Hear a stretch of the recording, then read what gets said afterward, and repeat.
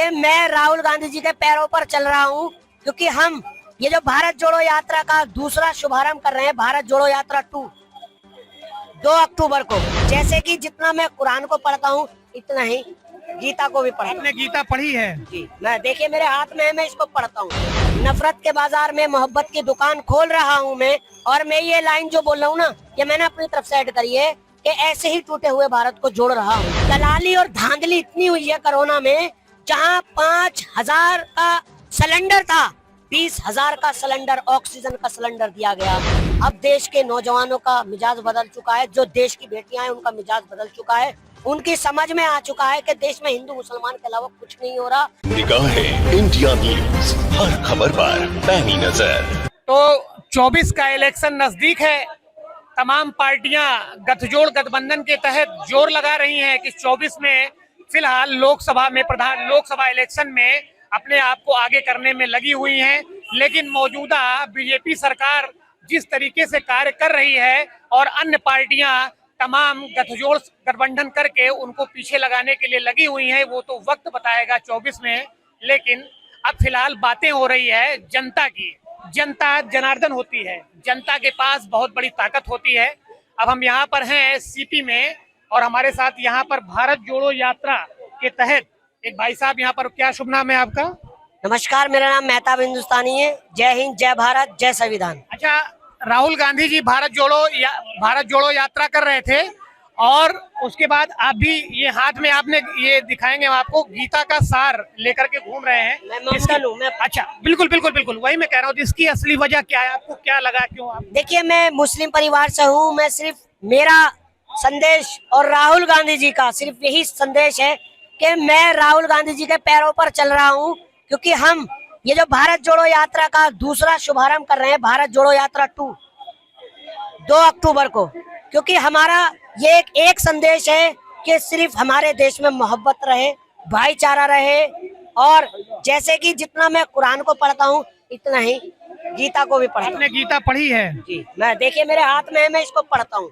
इसकी बात चल रही थी, तो संदेश की बात जरा बताइए, क्या कह रहे थे आप? देखिए, हमारे माननीय श्री राहुल गांधी जी सिर्फ एक ही संदेश दे रहे हैं कि नफरत के बाजार में मोहब्बत की दुकान खोल रहा हूं मैं। नफरत के बाजार में मोहब्बत की दुकान खोल रहा हूं मैं, और मैं ये लाइन जो बोल रहा हूँ ना, ये मैंने अपनी तरफ से ऐड करी है कि ऐसे ही टूटे हुए भारत को जोड़ रहा हूँ मैं। अच्छा, एक बात बताइए, क्या इसके पहले भारत देश नहीं जुड़ा था? अभी क्या टूट? देखिए, बिल्कुल इस बात में कोई दो राय नहीं है। 2014 से पहले देश तो हमारा सभी का है, आपका भी है, हमारा भी है। मैं आ रहा हूँ। 2014 से पहले इतना हिंदू मुसलमान मंदिर मस्जिद इतना नहीं था जितना आज हो गया है। देखिए, मैं भी पढ़ा हूँ, मैं यूपी से पढ़ा हूँ, बुलंदशहर से। मेरे 80% दोस्त हिंदू भाई हैं, ठाकुर, जाट, गुजरों में। ठीक है, हमें ये भी नहीं पता था कि हिंदू मुसलमान होता क्या है।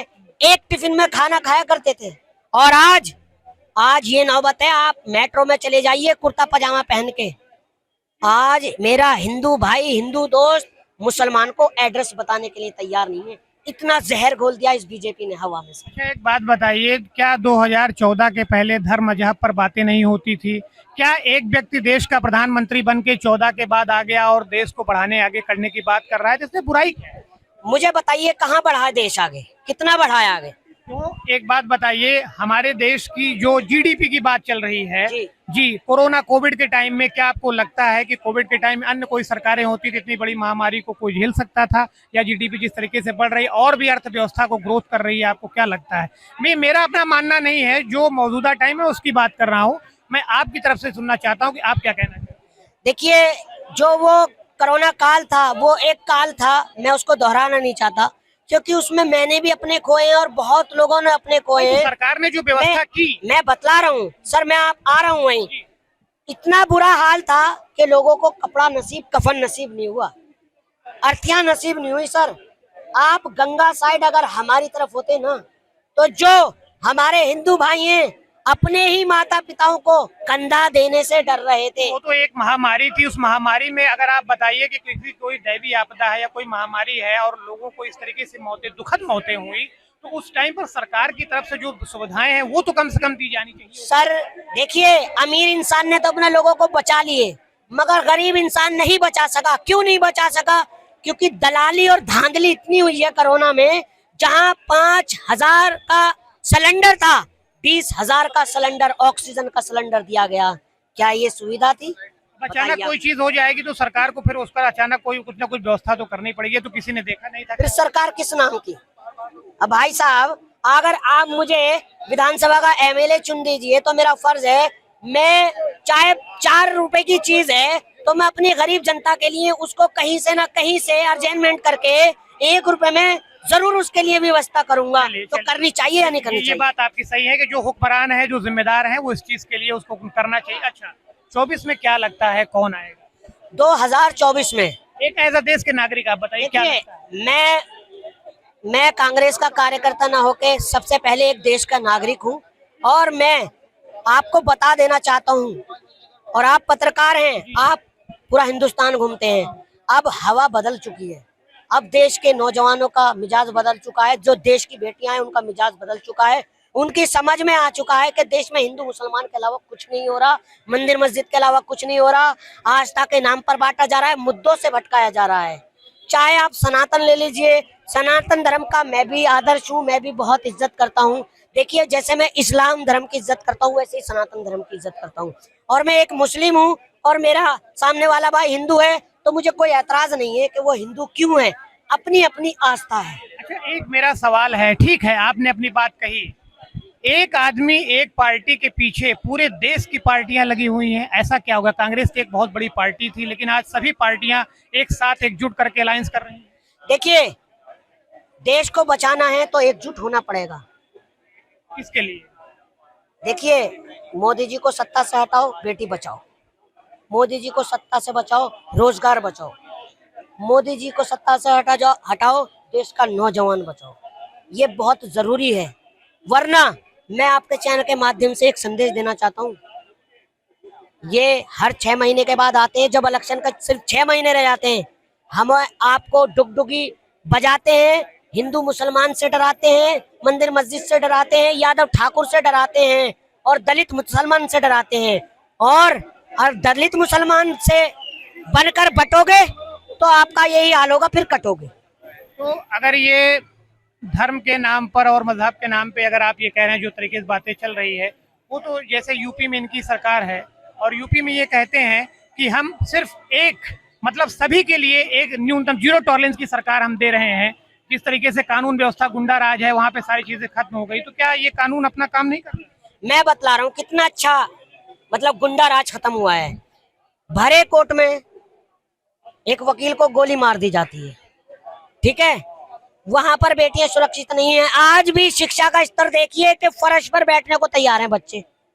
क्या यही है योगी जी का मोटिव? प्राथमिक विद्यालय की जो पहले हाल हुआ करते थे योगी राज में, उन्होंने कहा कि उनको सरकारी बच्चों को आज इतनी सुविधाएं दी जा रही हैं, मिड डे का खाना दिया जा रहा है, उनको कपड़े दिए जा रहे हैं, स्वेटर दिए जा रहे हैं, किताबें उनको दी जा रही है, तो क्या उन्होंने व्यवस्था नहीं सुधारी? आप मेरे साथ चलिए बुलंदशहर, मैं यूपी से बिलोंग करता हूँ, मैं आपको स्कूलों की हालत दिखाता हूँ। उनकी पुताई तक की नहीं हुई है। जो पेंट कहे होते हैं ना, पेंट, वो तक का ऐसा उनका कहना है, मेरा नहीं मानना है। नहीं, मैं बतला रहा हूँ, मैं उनके कामों की योग्यता गिना रहा हूँ, मैं योग्यता गिना रहा हूँ। अच्छा, ये बताइए भाई साहब, क्या नाम है? मेरा नाम देवेंद्र है। ये बताइए, मौजूदा सरकार सही काम कर रही मैं है? उसको बता रहा हूँ कि पहले वो मोदी जी का जो बात नहीं, मैं आपका सीधा सवाल है कि सरकार क्या काम कर रही है, जनता तक उसकी सुविधाएं पहुंच रही है? जनता के अनुसार काम नहीं कर रही है, बिल्कुल नहीं कर रही है। कैसे बताइए, वही तुम चाहते हैं। देखिए, चुनाव इस वक्त नजदीक है, घोषणा पत्र में इन्होंने तमाम वादे किए कि हम जनता तक, एक छोटी सी मैं बात करता हूं, अभी प्रधानमंत्री का चुनाव है, आदर्श ग्राम सांसद योजना के तहत इन्होंने कहा लोकसभा के तहत हर गांव को गोद लिया जाएगा, जिस गांव को गोद लिया जाएगा उस गांव को चमका दिया जाएगा। क्या ऐसा हुआ? क्या ऐसा हुआ? भाई साहब, बड़े बड़े होर्डिंग में दिल्ली में लगा हुआ है प्रचार, योजना यूपी का और होर्डिंग दिल्ली में। ये कौन सा प्रचार है भैया? ये भैया कौन सा प्रचार है? आप जहाँ रहते हैं, जहाँ आपने योजना लागू किया, वहाँ लोगों को पता नहीं, दुनिया को दिखाने चलेगा हमारा ये। आपने कहा भैया जो प्रचार है, जो मीडिया से प्रचार है, सीधा से बात वहाँ हकीकत नहीं है। और ये सब चीजें चुनाव के समय ही क्यों याद आता भैया? अच्छा, एक चीज और कहते हैं, सड़कों का हमने इतना बड़ा जाल फैला दिया, आज गाड़ियों की एवरेज बढ़ चुके, हर गांव में सड़कें दिखाई पड़ रही, इस पर क्या?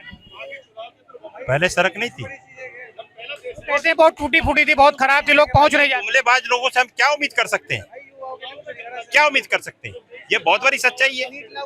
इस बार चाहे योगी जी हो या मोदी जी हो, मोदी मर्सेज मोदी होगा। आप कहना चाहते हैं कि इन्हीं की तरह कोई खड़ा होने वाला है?